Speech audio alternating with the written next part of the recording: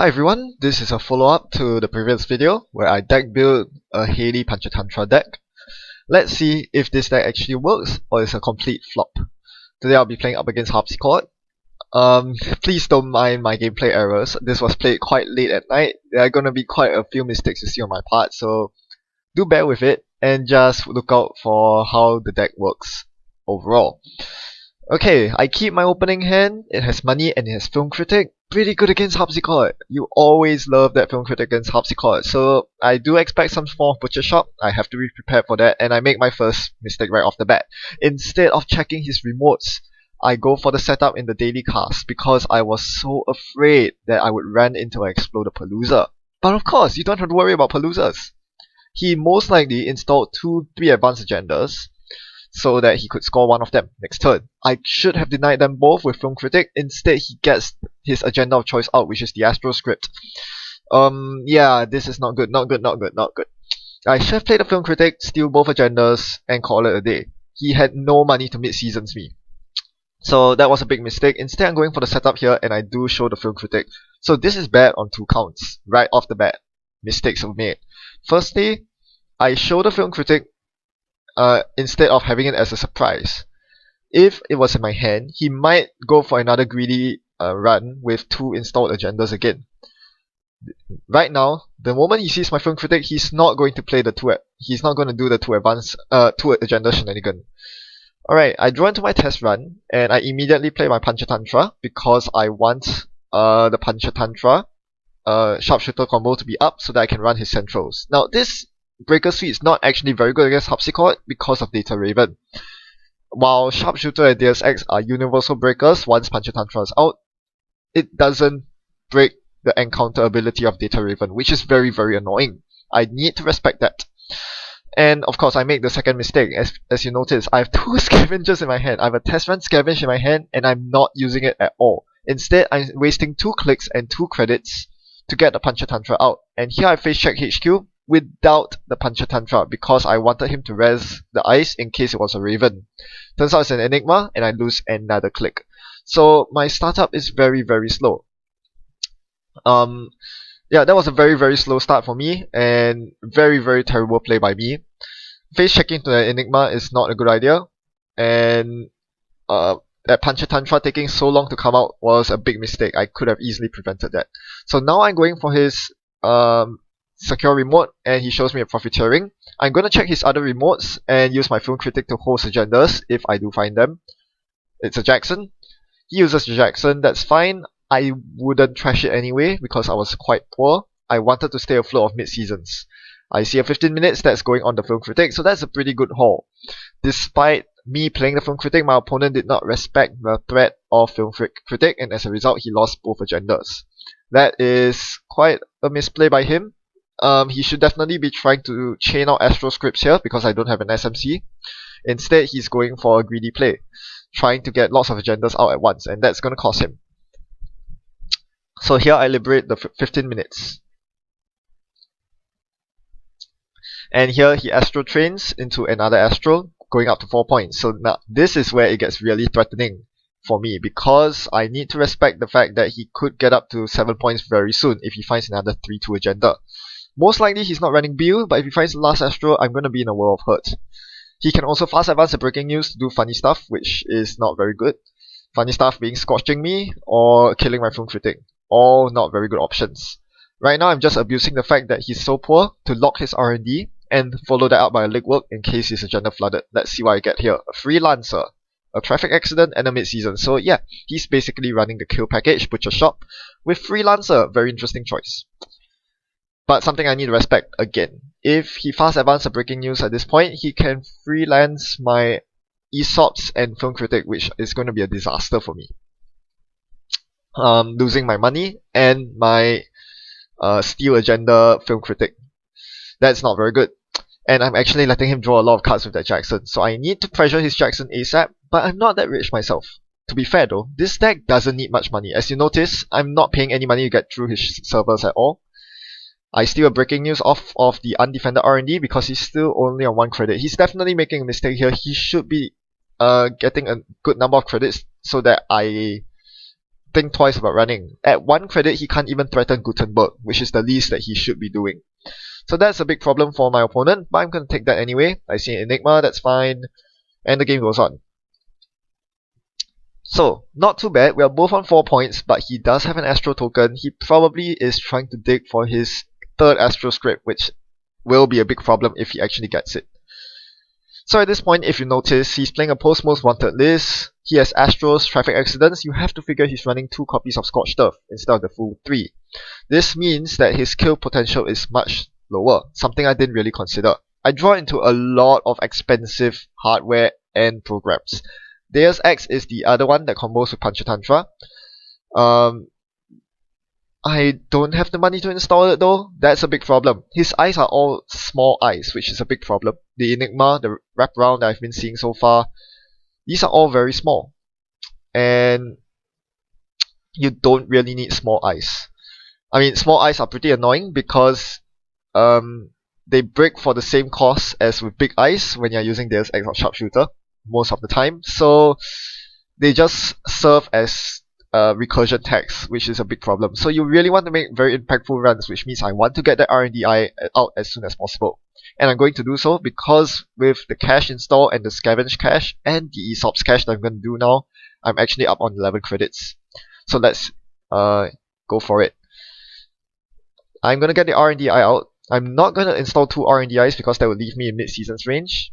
I see a wraparound, it's 7 strength, so I'd rather use the Deus Ex for this one. And I see a quantum predictive model, that's mine, all mine, but the news team is also mine, that cancels out the quantum model. What a pity. Well, too bad. I really should be checking archives here because he iced up archives. You have to figure he has dumped quite a few agendas in archives. Should have gone for it. Unfortunately, I really didn't want to risk picking up any more news teams, so that is always something lingering on my mind. Back to me, I draw into a torch. Now, the torch is an interesting part of this deck that I explained in the deck building video. I draw into another cache, which is always very useful. Again, I need to stay afloat of mid-seasons. I know I film critic, but in the event that I steal more than 1 agenda at a time, I really want to defend against mid-seasons. Because once I get hit by mid-seasons, I'm all but dead. If he has drawn a Scorched Earth by this point, I have no flatline defense. No plus crit, I'm doomed. So I have to keep that in mind and just slowly plink away at his R&D until I find 7 points of agendas. At this point, you notice that he still hasn't scored the 3rd Astro, which means that it's not in his hand. There's no point doing a legwork right now. It's all about the R&D lock, and he hasn't found any more R&D eyes. So, I need to try to get R&D runs out as quickly as I can. Here I do not pawn the cache. Interesting choice. That's because I'm going to scavenge the cache for another cache for more money. Again, trying to stay just ahead of mid-seasons. And I bring the Deus Ex out once more with the clone chip so that I can get through his R&D just to see more money. A sweet week and a hedge fund, I think. So that's a big problem. This basically means that he has now pulled way ahead of money compared to myself. So there's no point in competing with him on the money front. All I can do now is to steal 1 agenda at a time on Film Critic, so as to avoid mid-seasons. Unfortunately, I've ran out of recursion. Oh no! And yeah, that's a big problem. I cannot run R&D anymore. I only have 1 sharpshooter left. 1 very important sharpshooter that I need to keep close to me. And this has to be the worst possible news. He finds his entire Astro train going up to 6 points. If he has any agenda in hand right now, he wins. Unless it's an Exploder-Palooza. But he's running a lot of 1-pointers, so you have to think that he has some agenda in his hand. Unfortunately, I can't really afford to run his hand. I gamble that there's nothing in his hand. I go for R&D instead. I find a quantum model and a Scorched Earth. So I know that he has the kill combo in hand right now. I'm going to liberate the quantum, bringing me up to 4 points. Very, very dangerous situation right now. I know that he's on the verge of victory, and he doesn't have the winning agenda in hand, so he hyper draws for the winning agenda. He's now going for the scoring route because he found his entire Astro train. Most of the time, Harpsichord doesn't do this, but if you're lucky enough to find all 3 Astros and have the runner miss all 3, I guess that's a valid option. So he drew 3 cards. There's some chance that he has found all of them. I cannot take any risks. in terms of hoping that he didn't draw the winning agenda. So what I'm going to do now is I'm just going to hammer R&D very hard with my final sharpshooter. I definitely considered legworking here, but I do not have the time to lock R&D and perform a legwork. So I definitely prefer running R&D here to maintain the R&D lock. I play a diesel, and I see the Maker's Eye. So that's exactly what I want to see. With the Maker's Eye, I can access 5 cards this turn. If I steal 3 agenda points this turn, I win. I find a Profiteering. The first agenda goes on Film Critic because I want to avoid the mid-seasons, and I see another Profiteering. This is bad. And I see a Palooza, which I cannot steal, and a Future is now. All his agendas started vomiting out of R&D, but due to his defensive ID, I cannot steal them all. I can only liberate the second Profiteering from the Film Critic, which leaves me at 6 agenda points. So close! So very close that one news team killed me. He plays the mid-seasons, and I know I'm dead at this point. He drew his Scorched Earth, he has a Traffic, I'm done.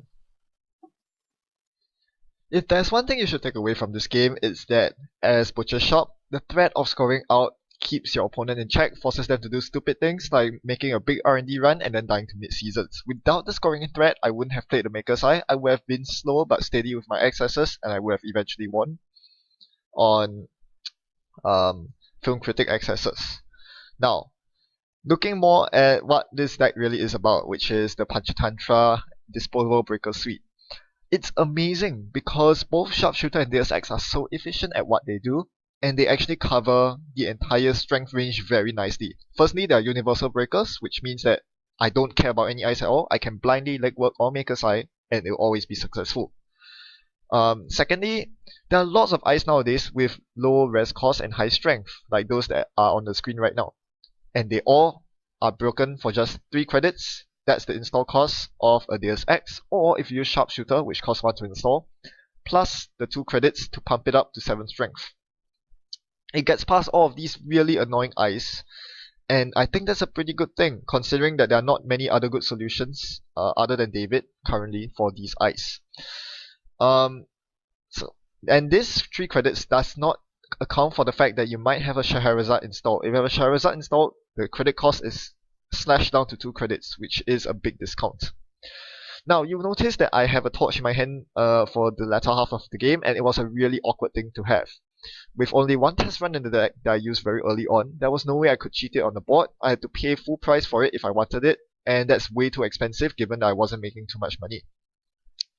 So that's a big problem with the deck. However, this is definitely one of the rarer games where the corp doesn't attempt to keep me out by making a 4D R&D or remote. If the centrals get too far stacked with ice, I will not be able to use Panchatantra with the disposable breakers because I can only use 3 of them maximum, and that involves having 3 Panchatantras installed, which is a very tall order. Again, this was not the case this game, so I didn't get to show that part off, but this shows that Torch is definitely needed to get past code gates if they decide to start stacking up ice on centrals. So, did I deserve to win the game? I think I probably did. I counted, and I actually accessed 19 cards off the top of R&D plus the legwork. 19 is a lot. 17 is the expected amount to win. 19 is above par. Plus, I got 2 agendas from the remotes. Remember the turn where I sweep the 15 minutes and the Profiteering? That was 2 agenda points. So realistically, in 19 random accesses, not getting 5 agenda points was kind of a shame. Of course, News Team really slowed me down there, and this goes to show how powerful News Team is. Maybe I should include an artist colony in the deck. Sounds like a good idea. Well, that's all I have for this video. Thanks for watching and happy net running. Goodbye.